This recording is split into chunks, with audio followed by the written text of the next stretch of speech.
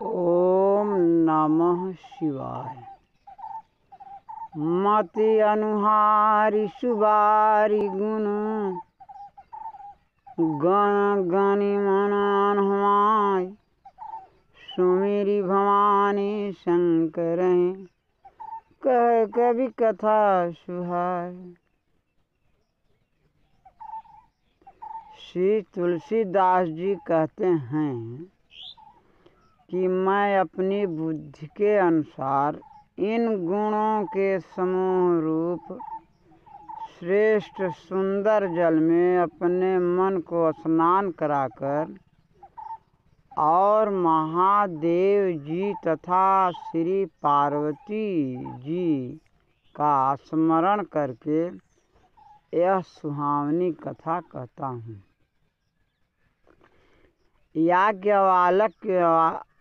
याज्ञवल्क्य मुनि को पाकर भरद्वाज मुनि ने जैसे प्रश्न किया था, पहले मैं उसी मुख्य संवाद को कारण सहित समझा कर कहता हूँ।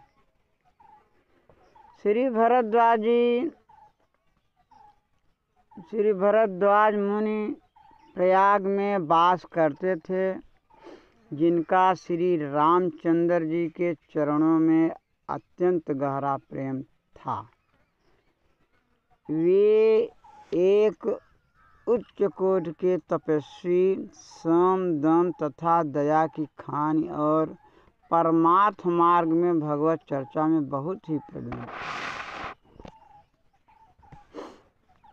जब माघ महीने में मकर संक्रांति लगती थी, तब सब लोग तीर्थ पथ प्रयाग में स्नान करने आया करते थे, जैसे आज भी जाते हैं। क्या देवता, क्या राक्षस, क्या किन्नर और क्या मनुष्य, सभी आदर पूर्वक त्रिवेणी में स्नान करते थे और करते हैं। वहाँ बिंदु माधव के चरण कमलों की पूजा कर प्रसन्नता से अक्षयवट की पूजा करते हैं। वहीं भरद्वाज मुनि का अत्यंत पवित्र आश्रम है, जो बहुत ही सुंदर और मुनियों के मन को भी अच्छा लगता है। तब वहाँ जितने ऋषि मुनि तीर्थराज प्रयाग में स्नान करने जाया करते थे, उन सबका वहीं आश्रम में समाज लगता था। तब जब सब लोग उत्साहपूर्वक प्रातः काल का स्नान कर लेते थे, तत्पश्चात एक दूसरे से परस्पर हरि भगवान के गुणों की चर्चा अर्थात गुणानुवाद करते थे। उस चर्चा में वे ब्रह्म का निरूपण करते थे और धर्म विधि का नियम बनाकर सब तत्वों का पृथक पृथक विभाग करते थे।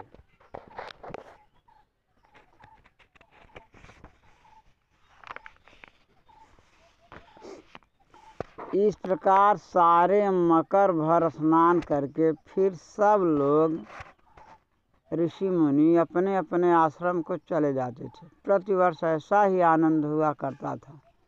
सब लोग आते थे और फिर मकर स्नान करके समस्त मुनीश्वर अपने अपने स्थान को प्रस्थान किया करते थे।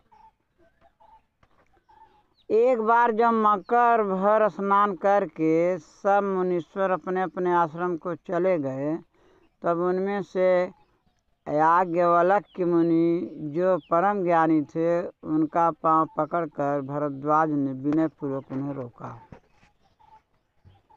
फिर आदर सहित उनके चरणों को धोकर अत्यंत पवित्र आसन पर बैठाकर उनकी पूजा की। फिर उनकी मुनीश्वर की प्रशंसा कर भरद्वाज अत्यंत पवित्र वाणी से वेम बोले, हे नाथ, मेरे हृदय में एक बड़ा ही संशय उत्पन्न हो गया है। सो आप वेद वक्ता और तत्ववेत्ता हैं, अथवा वेदों का संपूर्ण तत्व आपके हाथ में है, उसे कहने में मुझे भय और लज्जा दोनों ही लग रही है, किंतु यदि नहीं कहता तो बड़ा काज होता है। हे प्रभु, संत महात्मा ऐसी नीति कहते हैं और वेद शास्त्रों ने भी ऐसा ही कहा है कि गुरु से दुराव और कपट करने से हृदय में विमल ज्ञान उत्पन्न नहीं होता। ऐसा विचार कर अपने अज्ञान और मोह को प्रकट करता हूँ। सो हे नाथ, मुझ अपने दास पर कृपा करके उसे दूर कीजिए। श्री राम जी के नाम का प्रभाव अमित है, अर्थात उसका अंत नहीं है, असीमित है। इस बात को संत पुराण और उपनिषदों ने भी गाया है। ऐसा विचार कर अपने अज्ञान एवं मोह को प्रकट करता हूँ। सो हे नाथ, मुझ अपने दास पर कृपा करके उसे दूर कीजिए। श्री राम जी के नाम का प्रभाव अमित है, अर्थात उसका अंत नहीं है, असीमित है। इस बात को संत पुराण और उपनिषदों भी गाया है। जिस राम नाम को केवल संतजन ही नहीं जपते, वरन ज्ञान और गुण के भंडार अविनाशी शिव जी भी जपा करते हैं, संसार में 4 प्रकार के जितने जीव हैं, सबको काशी में मरने में परम पद प्राप्त होता है। तो हे मुनीश्वर, यह श्री रामचंद्र जी के नाम का प्रभाव है या शिव जी की कृपा है, जो ये राम नाम का उपदेश देकर उनको अच्छी गति देते हैं। हे प्रभु, मैं आपसे पूछता हूँ कि वे राम कौन है? कृपा करके मुझे समझा के कहिए। एक राम तो अवधेश श्री दशरथ महाराज के कुमार पुत्र हुए हैं, जिनके चरित्र संसार जानता है कि वे स्त्री के विरह से अपार दुख को प्राप्त हुए थे और फिर क्रोध के वश होकर युद्ध में रावण को मारे थे। प्रभु सोई राम की अपर को जाहि जपत त्रिपुरारि, सत्य धाम सर्वज्ञ तुम कहूँ विवेक विचारि। तो हे प्रभु, वह राम वही है या और कोई कि जिन्हें त्रिपुरार शिव जी जपते रहते हैं? आप सत्य के धाम और समस्त बातों को जानने वाले हैं, अतः ज्ञानपूर्वक विचार कर कहिए कि वे राम कौन है। सो हे नाथ, जैसे यह मेरा बड़ा मोह और भ्रम मिट जाए, वही कथा विस्तार पूर्वक वर्णन करके कहिए।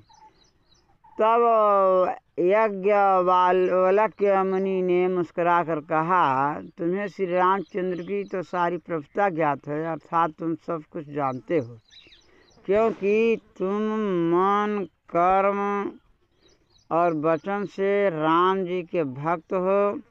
तुम्हारी इस चतुरता को मैं जान गया। श्री रामचंद्र जी के गुप्त गुणों को सुनना चाहते हो, जिससे ऐसा प्रश्न कर रहे हो, मानो अत्यंत मूढ़ हो। अच्छा हे तात, मन लगाकर सुनो। अब मैं श्री रामचंद्र जी की सुहावनी कथा कहता हूँ।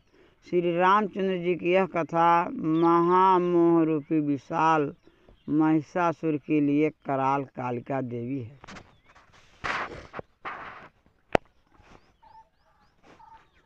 फिर श्री रामचंद्र जी की कथा चंद्रमा की किरणों के समान है कि जिसको संत रूपी चकोर सर्वदा पान करते हैं। हे भरद्वाज, श्री रामचंद्र जी की कथा के संबंध में आज तुम जैसे पूछ रहे हो, इसी प्रकार पार्वती जी ने भी शंका की थी।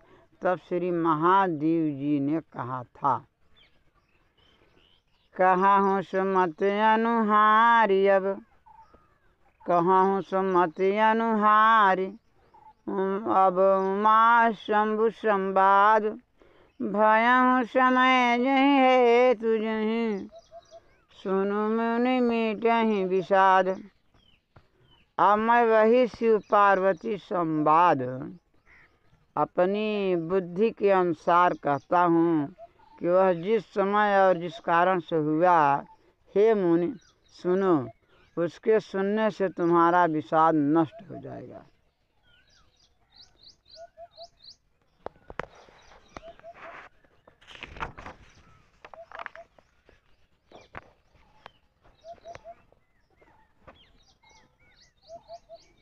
सुनो, एक समय त्रेता युग में जब श्री महादेव जी कुंभज ऋषि के पास गए थे और साथ में जगत माता भवानी सती जी भी थीं, तब ऋषि कुंभज ऋषि अगस्त जी ने उनको संपूर्ण लोकों का ईश्वर जानकर उनकी पूजा की। उस अवसर पर मुनियों में श्रेष्ठ अगस्त जी ने इसी राम कथा की प्रशंसा में अपना विचार कहा था, जिसे श्री महादेव जी अत्यंत सुख मानकर सुने थे।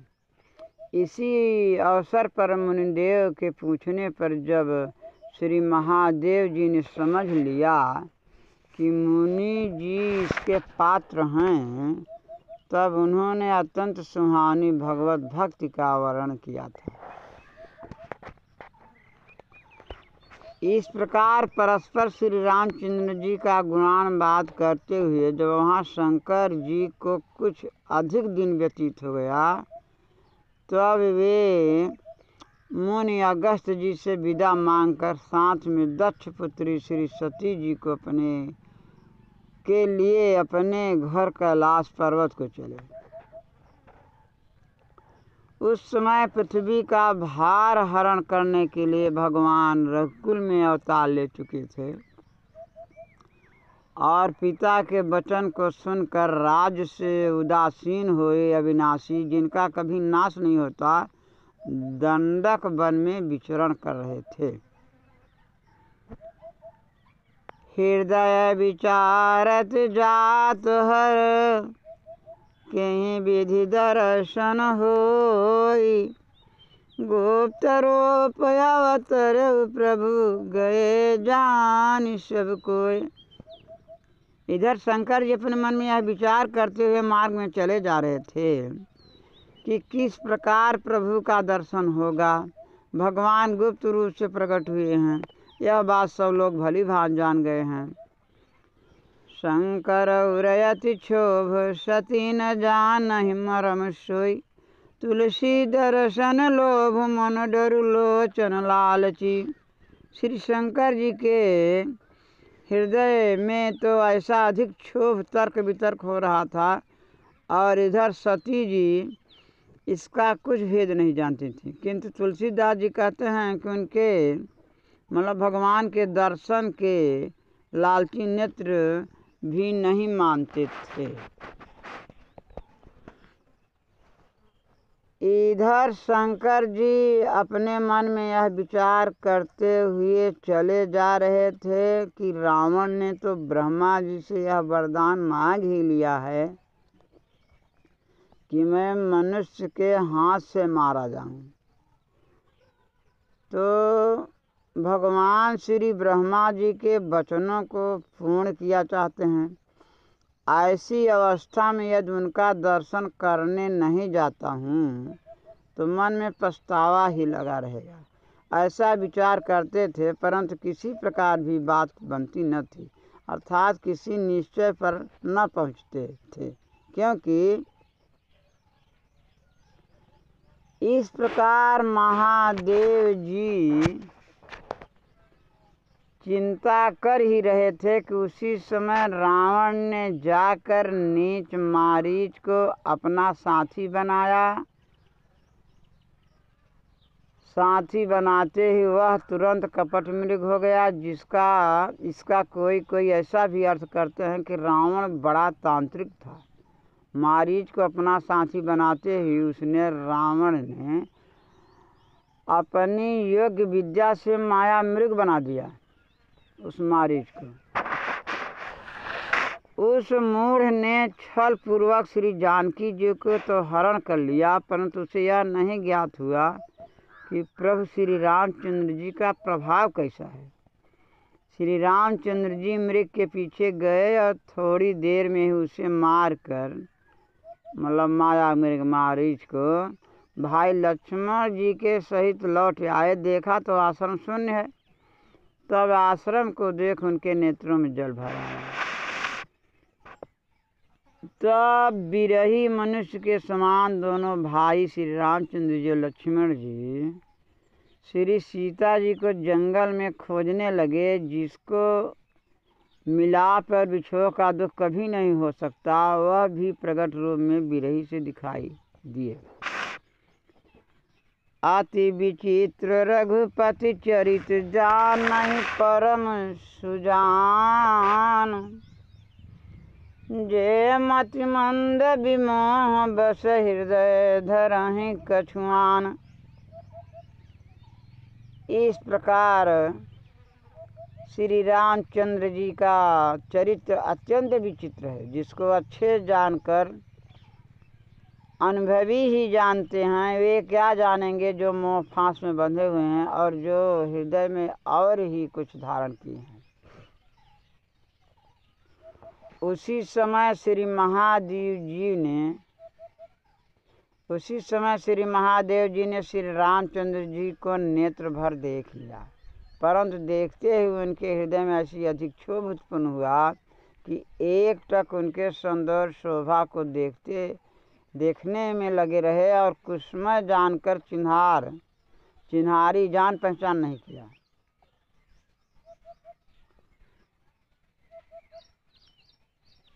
और हे जगत को पवित्र करने वाले सच्चिदानंद, आपकी जय हो, ऐसा कहते हुए कामदेव को भस्म करने वाले श्री शिव जी चल दिए। इस प्रकार कृपा के धाम श्री शिव जी अपने मन में बार बार प्रसन्न हुए। श्री सती जी को साथ लिए अपने कैलाश धाम को चले जा रहे हैं। उनकी उस दशा को देखकर सती जी के मन में भी विशेष रूप से संदेह उत्पन्न हो गया। संदेह कि श्री शंकर जी तो जगत पूज्य और सारे जगत के ईश्वर हैं, जिनको देवता, साधारण मनुष्य और मुनि लोग भी सिर झुकाते हैं। वही शंकर जी एक राजा के लड़के को सच्चिदानंद और परम धाम कह के प्रणाम किए हैं। शिव जी उस शोभा को देखकर ऐसा मग्न हैं कि अब तक भी वह प्रीति इनके हृदय में अबाध रूप से चल रही है और रोके भी नहीं रुकती है। ब्रह्म जो व्यापक बीरज जय कलयनी अभेद, सो कि देह धरि होई नर जाहिन जानत वेद। इस प्रकार श्री सती जी अपने मन में सोचती हैं कि भला जो ब्रह्म सब में व्यापक, अजन्मा, माया रहित, कला रहित, अनीह, भेद रहित साक्षात ईश्वर है, जिन्हें वेद भी नहीं जानते, क्या वे शरीर धारण कर मनुष्य रूप में आएंगे? यदि ऐसा हो भी तो भगवान विष्णु, जिन्होंने देवताओं के लिए शरीर धारण किया है और जो शंकर जी के समान ही सर्वज्ञता का पद लिए हुए आए हैं, परंतु यह क्या है कि वे एक मूर्ख मनुष्य के समान